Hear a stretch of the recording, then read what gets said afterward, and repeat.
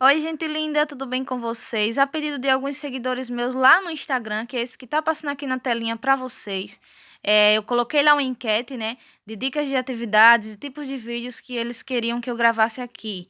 Então, o mais votado foi atividades para o segundo ano, isso mesmo.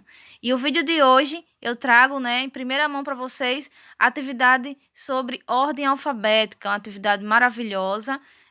Para essa atividade, eu utilizei as canetinhas da Faber-Castell, da Bic e outras também.